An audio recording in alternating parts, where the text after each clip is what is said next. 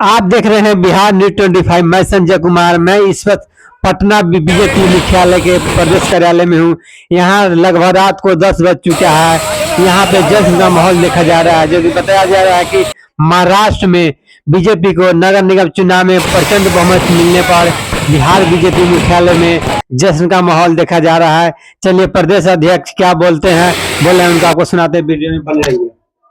राष्ट्र के सभी कार्यकर्ताओं को बहुत बहुत बधाई, शुभकामनाएं। वहाँ के माननीय मुख्यमंत्री जी को बधाई, वहाँ के प्रदेश अध्यक्ष जी को बधाई कि महाराष्ट्र के नगर निकाय चुनाव में और मुंबई के बीएमसी चुनाव में भी भारतीय जनता पार्टी और एनडीए को प्रचंड जीत मिली है।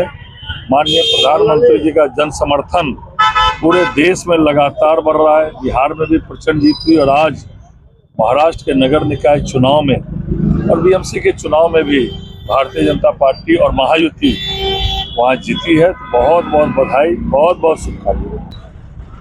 आज महाराष्ट्र की धरती पर एनडीए सरकार की बीएमसी में भारी बहुमत मिला है। प्रचंड बहुमत वहां की सम्मानित जनता ने देने का काम किया है और आदरणीय देश के प्रधानमंत्री नरेंद्र मोदी जी का यह जो जितनी योजनाएं हैं और उनकी सपना है कि पूरे देश पर भारतीय जनता पार्टी का संदेश और कार्य का जितने भी वर्क चल रहे हैं वो पहुंचा, जिसका कारण है कि भारतीय जनता पार्टी एनडीए की जो है ना बीएमसी महाराष्ट्र में इतनी बड़ी प्रचंड जीत जो है ना मिली है। यह देश की 140 करोड़ सम्मानित जनता एकदम गदगद है रे भाई।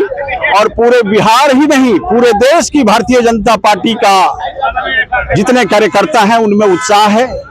और इसके लिए एनडीए की जितने भी हमारे महाराष्ट्र की धरती पर एनडीए की नेता हैं, आदरणीय मुख्यमंत्री जी, आदरणीय उप मुख्यमंत्री जी और एनडीए का हमारे घटक दल, उनको कोटि कोटि प्रणाम और धन्यवाद। और वहां की सम्मानित कार्यकर्ताओं को भी जो है ना धन्यवाद देता हूं।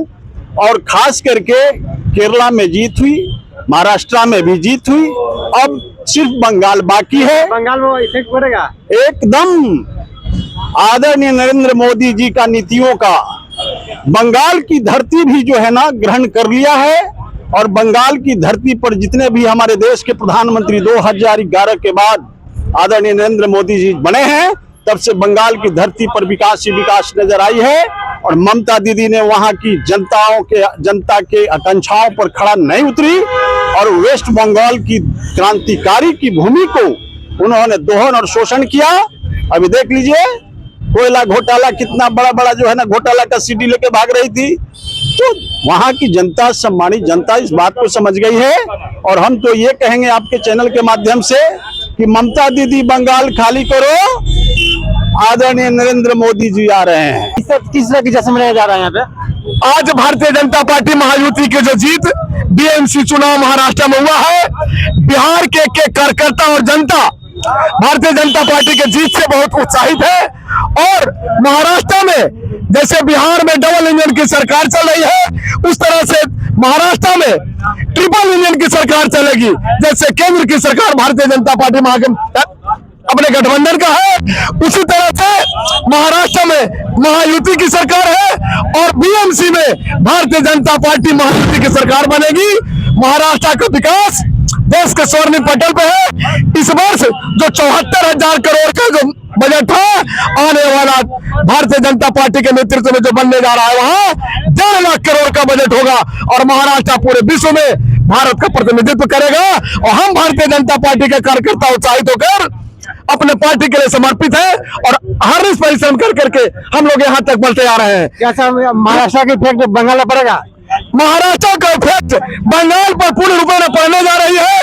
और बंगाल में जो ममता दीदी की जो सरकार है, जो लूट खसोट की सरकार है, वो वहां भारतीय जनता पार्टी की सरकार बनने जा रही है प्रचंड बहुमत के साथ।